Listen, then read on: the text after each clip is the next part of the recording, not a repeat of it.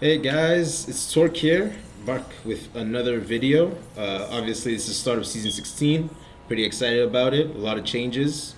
I don't plan on going into them too in depth in this video. I actually just want to highlight some stuff I saw in my placements, and I will be going a bit deeper into like the changes and how they affect Camille probably later this week. So look around the weekend. I'll be releasing a video about some tips and tricks helping Camille this season.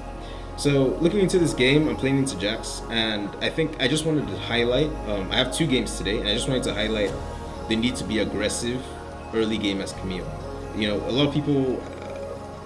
I've been an advocate for going like Conqueror or PTA for quite a bit, and you can see that Jax I think is a matchup where people have traditionally gone Grasp a lot, but I realized that honestly going Conqueror seems to just be so much better because yeah, it allows you to actually try to fight Jax, you know, on his terms.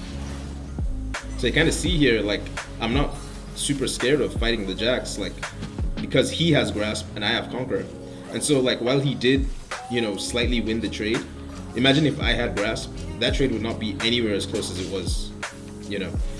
And so I've been finding that it's just so much better to have Conqueror along with Ignite into all of these matchups, and just playing aggressive early to really make use of them just makes these matchups so much easier. So you're gonna see here that what I'm looking for is to bait out his E rather in some kind of way, and once I can do that, I'm free to go in with my Conqueror, knowing I win the extended trade versus him.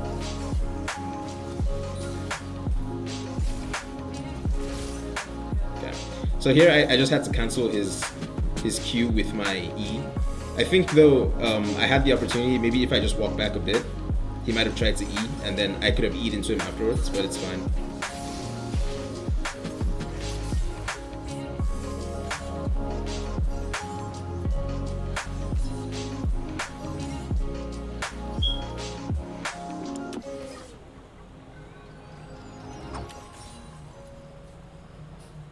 Just pushing him off the wave here while I push it into him. And you can see that Jax as well has realized like he can't just try and fight me even with his E up, because if he doesn't cancel my own E, I can all in him with my Conqueror and Ignite, and he will lose.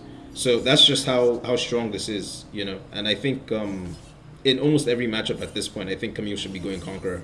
One other tweak I actually made is I actually went for the Tenacity rune. It's not a rune I see a lot of people use, but I went it because I think it will probably throw... A lot of Jaxes are very used to how long people are stunned, so they usually get like an auto or maybe two autos off and then they back off.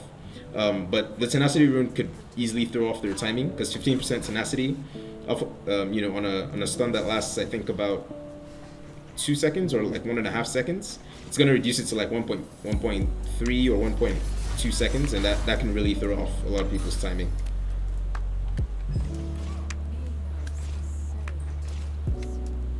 So here we're not going to do anything too crazy. I mean, he's pushing the wave into us. There's no need to, you know, try and force a fight out of him.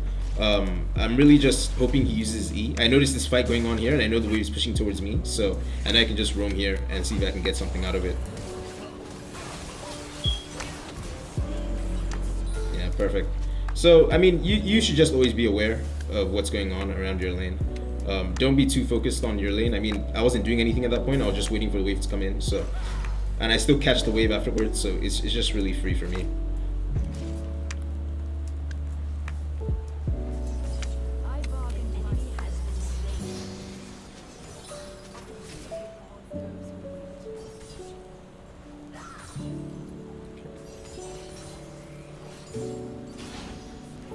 Okay, so at first I was gonna back, but I realized that Jax is staying, so I don't really have a reason to.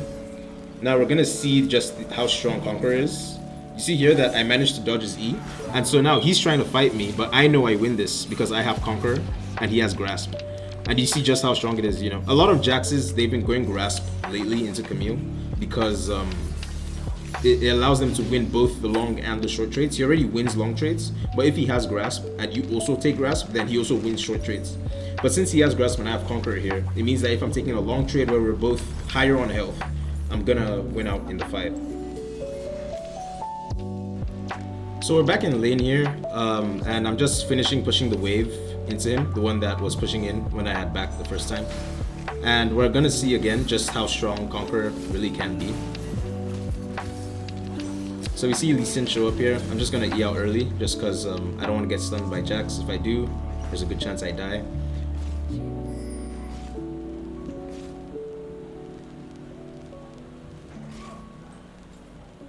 I'm just creeping up here. And, you know, Sheen still does a lot of damage, so, you know, look to buy that first. But you're going to see just how strong Conqueror is here. I'm actually willing to fight this pretty easily. Unfortunately, Jax had warded that bush earlier. If he hadn't, then the lack of vision might have caused his E to time out, and that would have given me a chance to actually win the 1v2. I think as well, the first time that Lee Sin came to the lane, I might have been able to kill him then as well, and I would have been able to avoid dying there too. So Conqueror is just really, really strong. He allows you to be very aggressive early, take these fights, not really be too scared of them, and know that you can come out with a kill and really have that kill threat when you also have Ignite paired with it. If you're not too confident, you know, in your laning, maybe you also take Flash, but personally, I just really like having TP as well. So Conqueror TP with Ignite is just perfect for me. Alright guys, so here we're gonna see a not so pretty moment from me. But I think it's important, you know, when trying out a new playstyle to experiment with it and see just the limits of how far you can go. Normally, in Jax lanes, I'm pretty scared of fighting at all. But, you know, with my use of Conqueror, I just have to see like how far I can take it.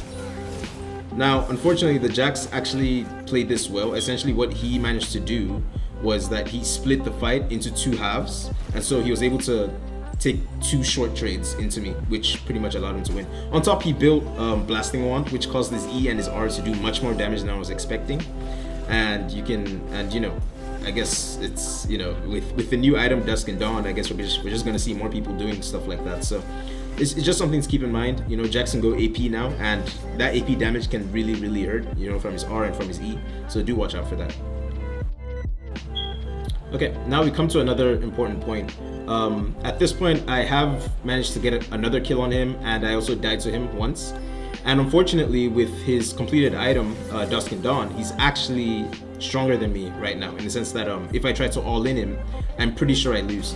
And this is where you have to be careful. Like, just because you're playing aggressive doesn't mean that you have to force super hard.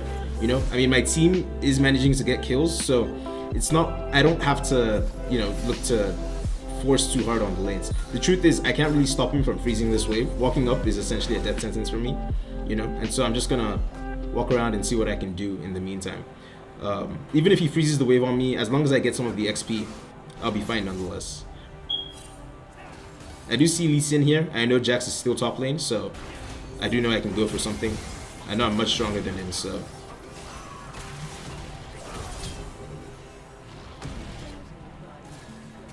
And I'm going to reiterate to you guys again, hold your E's, please. Always hold your E's. Holding your E's wins you games, okay? Please hold your E's. But yeah, just because you're playing aggressive doesn't mean you have to force. If Jax is freezing, just try and get the XP. Don't force too hard. You'll find something else to do in the meantime.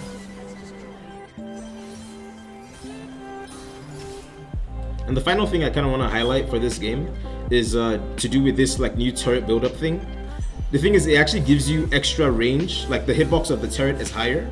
And so with Camille's Q also giving you increased auto attack range, you can actually hit it from pretty far. You saw that earlier on. I hit it from, you know, pretty much halfway to the outside of the turret's range. So it's a really easy way to just proc it and then leave. You know, you don't have to look to get the whole turret, but you can hit it from pretty far away. So you can just quickly hit it, walk away, and get the turret gold or turret plates.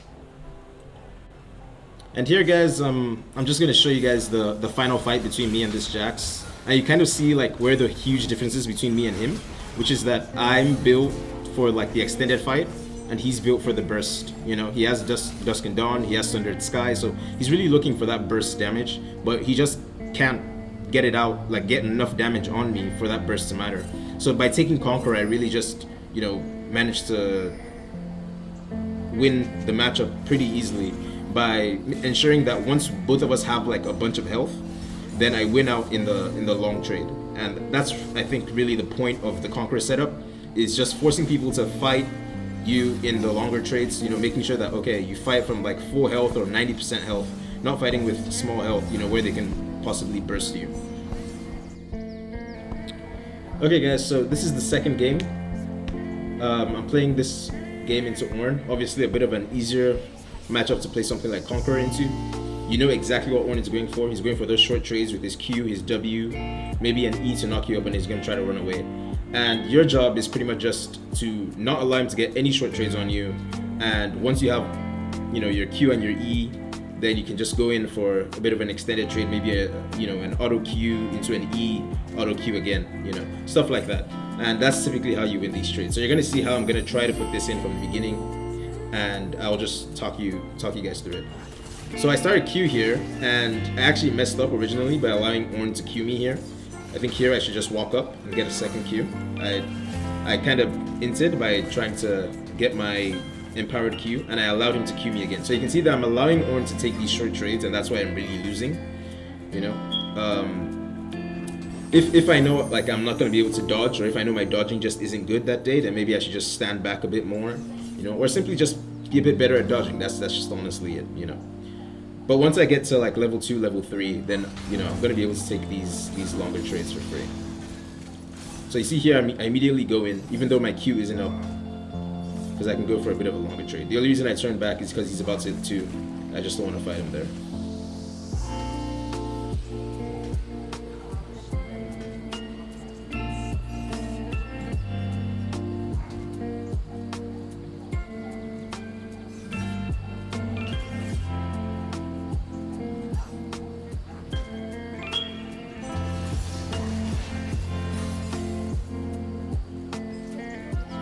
So you see that I immediately, the instant Ornn W's, I just back up.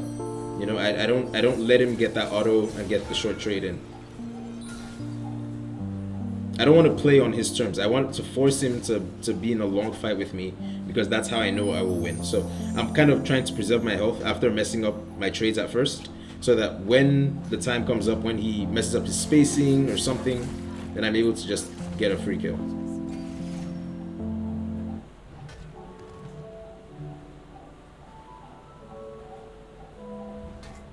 And this is where you guys need to be patient, you know. It can be tempting to just go in immediately. Like I could easily just E into this wall, E into him, but I kind of want the wave to pull out a bit so that he's forced to walk up further and I'm able to chase him further.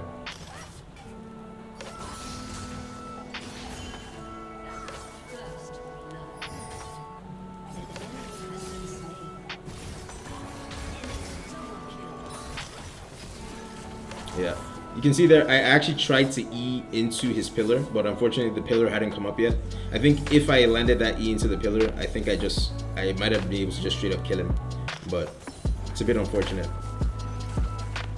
Here I see him walk up though, and my E's back up, so I use his pillar this time to go for that kill, and I easily get it. You see how strong Conqueror is, and I proc it really fast as well, you know. I like, there are a lot of guys that proc Conqueror really quickly. Something like, obviously Camille doesn't proc it as quickly as something like Zahen, but something like Renekton even, Camille can match him in terms of how fast she procs Conqueror, you know. So I think Conqueror is just really strong, and almost every matchup that Camille plays, I think Conqueror could be very useful in it. So this is the final fight. I think I'm going to show you guys, just to show you like how strong Conqueror really is, you know. So I'm gonna go for that trade here, but the instant I see that he's still here, I'm gonna extend it, and I'm not gonna let my Conqueror drop. You notice that I'm trying to go in for more attacks. I think unfortunately I let it drop here just because my abilities weren't up, but the instant they come back up, I'm ready to fight again, and I'm able to just take him down. And guys, please hold your E's. Always hold your E's. I'm never gonna stop saying this. Please always hold your E's. So I think, as you guys can see, Conqueror, you know, aggressive Camille per se is just really strong here, taking advantage of how strong her early game actually is, as opposed to what many people think, you know. And along with the fact that top lane is just so broken right now, you know, you can see that I'm currently, like at the end of this game, I'm literally 4 levels ahead of the Ornn, you know. Even when he has finished his own top lane quest, it just shows you how oppressive, you know, top lane really can be. So taking Conqueror just allows you to scale so well into that late game. You have so much AD, you do so much damage, You have so much sustain as well from the Conqueror, and you can just fight multiple people, you know, as opposed to something like Grasp. It allows you to carry games so much harder, you know, and just be such a threat, such a force into the end of the game. So I really hope you guys learned something in this. I hope you guys go into your games and, you know, just be as aggressive as you can, looking to carry your games. And I'll be releasing another video about Season 16 later this week, so be on the lookout for that. Peace.